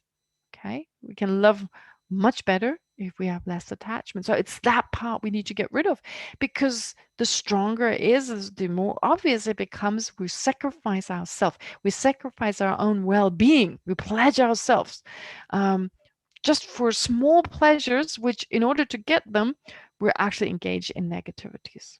All right. Okay. Okay, so having said that, well, let's see number 10. No matter whose life, it does not differ from the moments of mind. This people certainly do not perceive. Thus, it is rare to know the self. Okay, here it goes actually into selflessness. Previously, it talked more about, well, the fact that we do die, of course. Then it mentioned the uncertainty of death.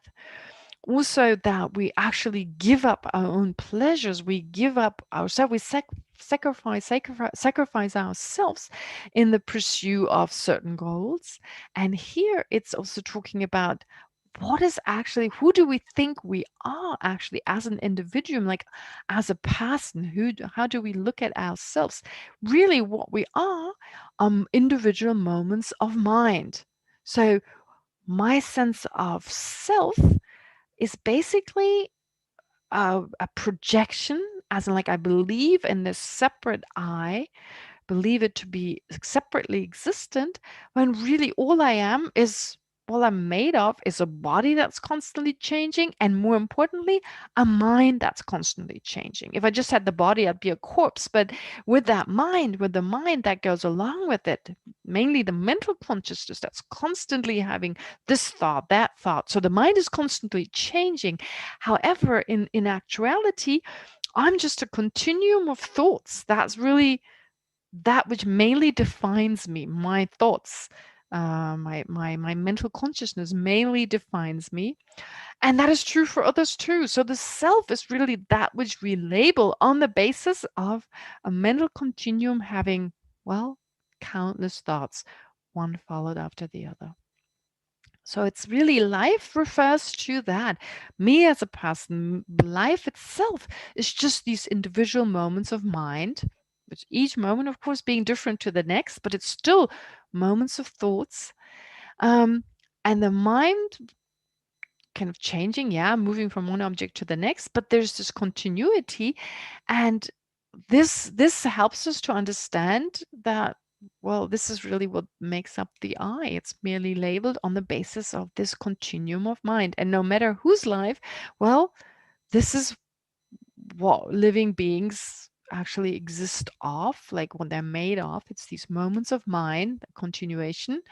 And people are not aware of that. They believe in some permanent I, some unchanging self that will not die, etc. So there's a variety of different misconceptions. And it is rare to really know what the self is. Actually, death in itself, here talks from the conventional point of view, death is the end of life. But really, death is just another word. In Buddhism, it is another word for this mind that always continues, leaving this body. Just the connection between this body and this life, the connection between the connection between the mind, the mental consciousness, and this body is severed. That's what we call death, which means the mind continues on. Of course, it'll continue on in a different way. However, it's still there. And death is really just that separation from the mind and the body. And then it continues on with the new life. So that we call birth. That's just the name we give it. And we say there's a person who's reborn, a person who dies. But again, that's just the label we give on the basis of the continuum of a mental consciousness. Okay, so when we think of the I, that's really the I that dies, which is a mental consciousness that separates itself from the body that it was connected to for some time. Okay, I think we should leave it. So we need to do some meditation before we stop. I wanted to at least go through these 10 verses to give you a sense of the subject here.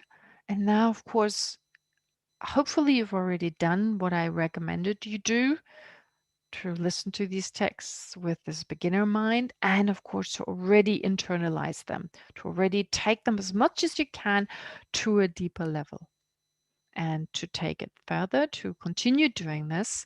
Because the whole point here, of course, is to practice what's in here, to bring it into our own life, and to make changes to our life that are appropriate, that help us to find more peace and more happiness and eventually take us to become enlightened. All right, now I want you to meditate on this, and I'll just remind you slightly of what it said in these verses. I'll just go over them again. Let's take a minute or two to just calm the mind, settle the mind. We have 15 more minutes, right? Am I right? Could just not. Yeah, great. All right, that gives us some time to meditate, and of course we'll continue after the break. Okay, so do some breathing meditation, and then I'll guide you through the meditation.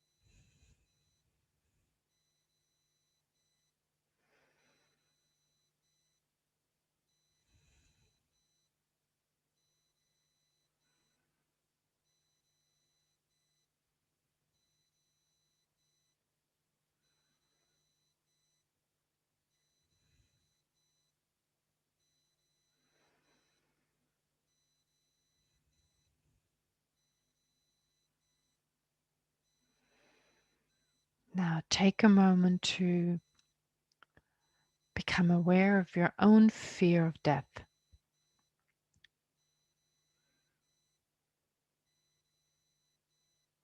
If you knew you're going to die this afternoon, how does that feel like?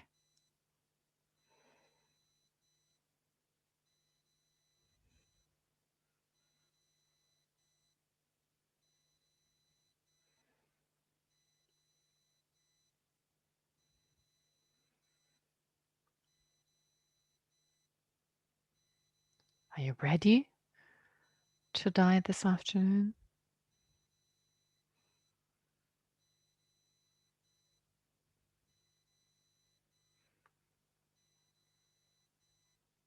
Is there fear, worry?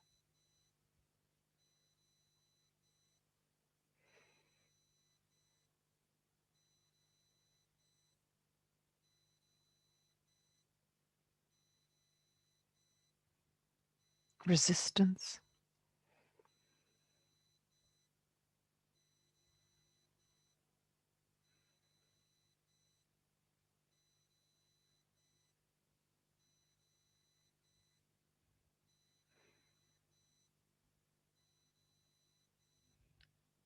So any negative reaction is a symptom for the strength of our attachment, for holding on to permanence.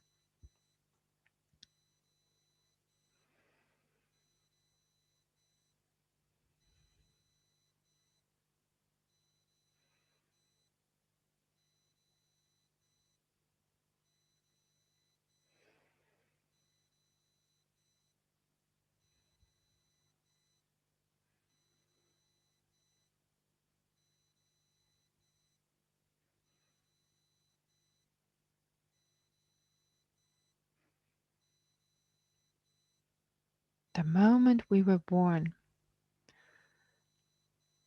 we started racing towards our own death.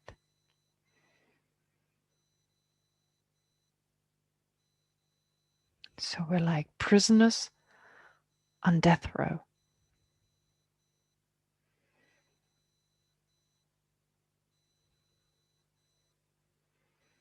Except we just don't know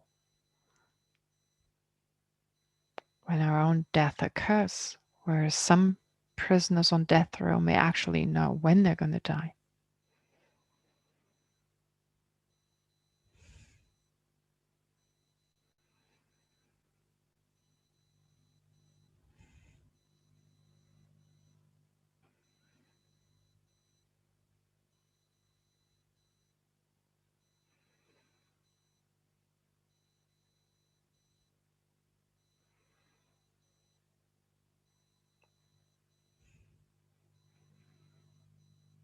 Does it feel like you still have a lot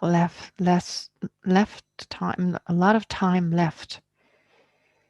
Is there a sense I've lived for a long time and I will live even longer?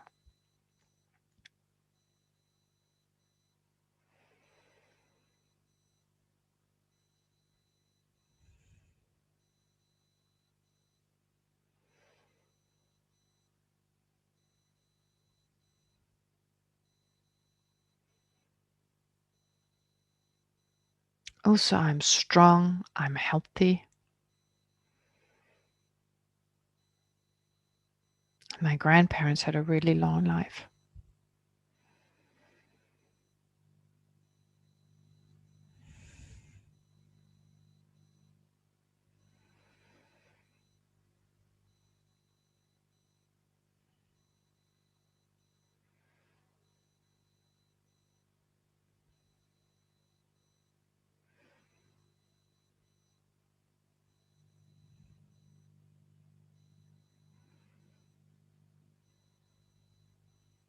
However, that is wrong,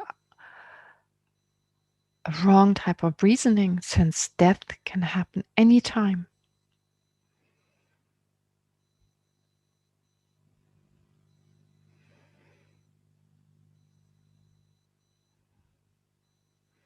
No matter our DNA, the strength of our body,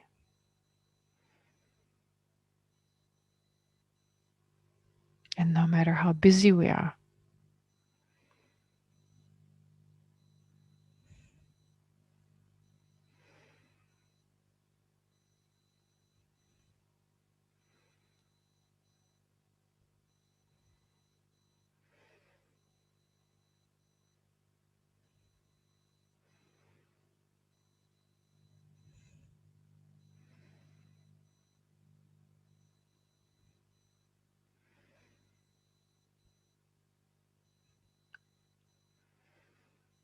And even though we can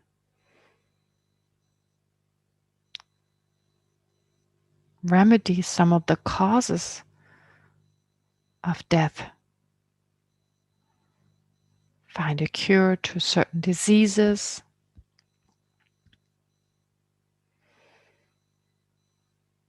and possibly reduce the speed of aging,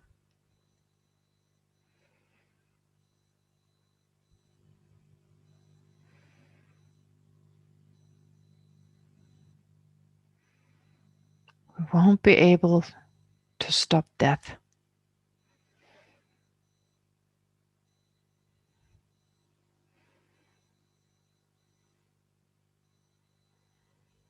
Since that which was born is bound to die.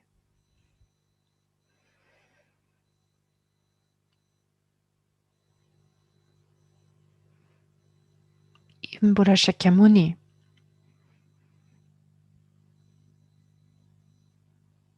died at some point.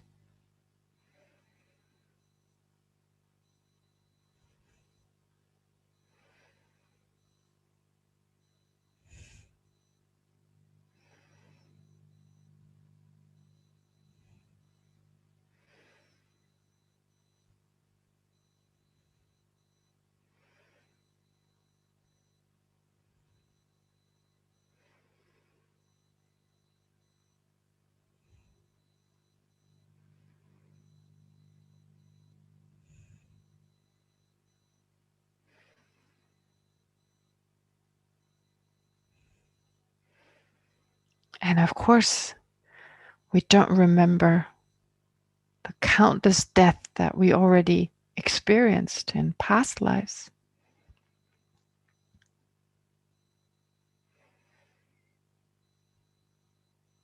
But we can certainly witness a lot of death that happens to other people.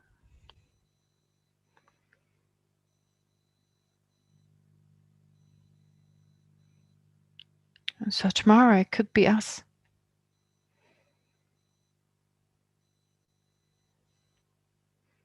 Whose funeral people go to.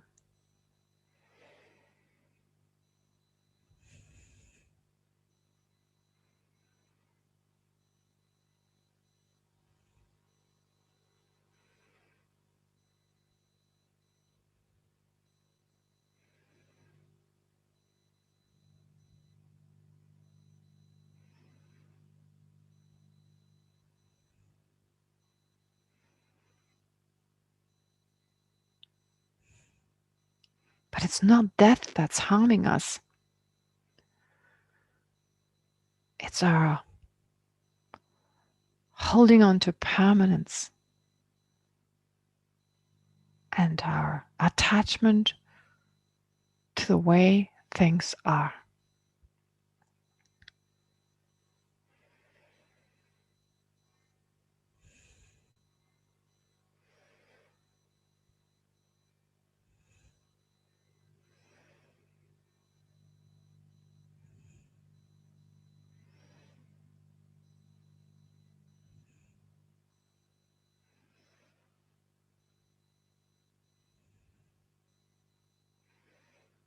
So we should reflect upon all our hopes for the future, all our goals we set ourselves.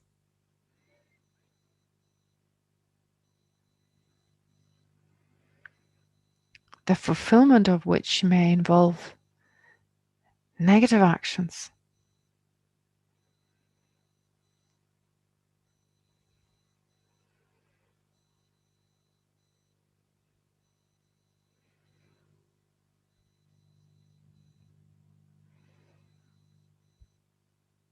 With those, we may actually sacrifice ourselves and our own well-being.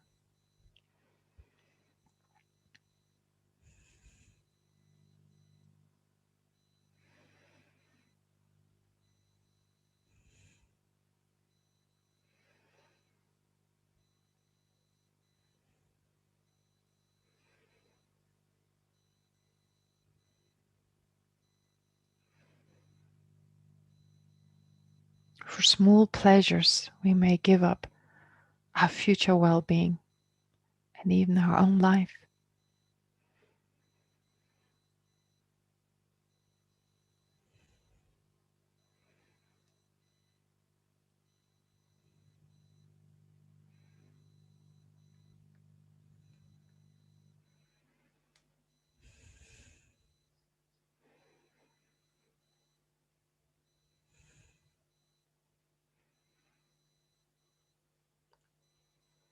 And actually, what is the person who's living? What is the person who's dying?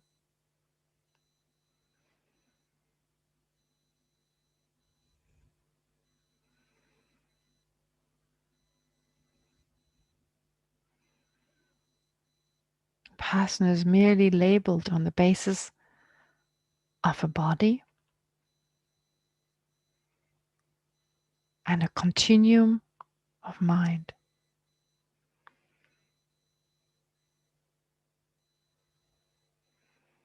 When those two connect, the mind and the body, we call it birth. And when they separate, we call it death.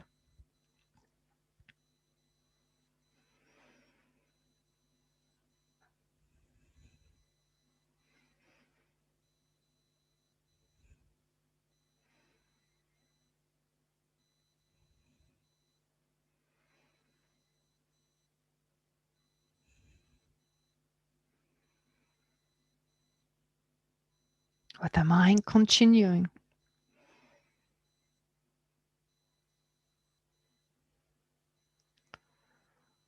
With the imprints that were left by our positive and negative actions.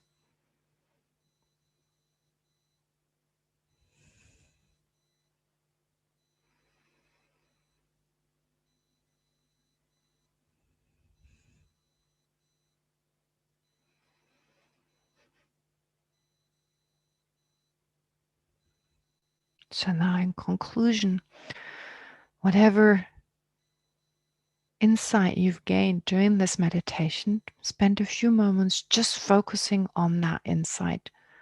Allow this to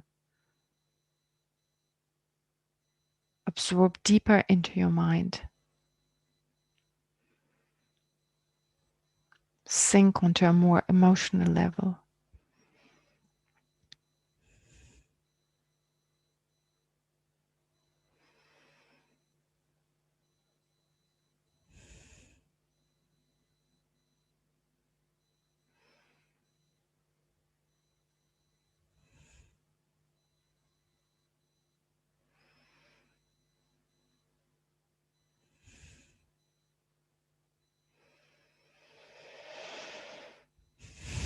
Okay, so let's take a short break. We have half an hour. It's 11:30 where you are, and I don't know the different time zones, the people participating, but anyway, half an hour, and then we'll meet again. Is that right? Am I getting it right with the timing? Okay, great. Yes, you are. Thank you. Okay, thank you. Okay, so see you soon. Thank you. For all participants, if you are pausing or leaving the Zoom, you can enter back using the same connection at the end of the intermission. I'm done with my life. Okay. Thank you so much. Nobody here.